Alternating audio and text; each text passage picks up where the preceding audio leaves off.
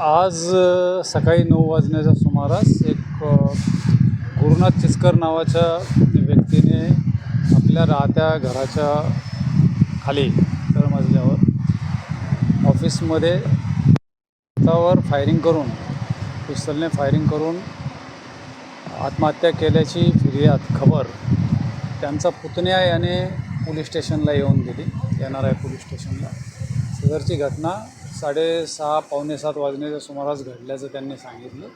त्यांचा पुतण्या पोलीस स्टेशनला 9 वाजण्याच्या सुमारास येऊन त्यांनी माहिती दिली. तात्काळ पोलीस पथक, फॉरेन्सिक टीम्स, आमचे इथले डिव्हिजनचे ACP भुजबळ साहेब, सिनियर PI आणि क्राईम आणि पोलीस स्टेशनचे सर्व अधिकारी या ठिकाणी आले.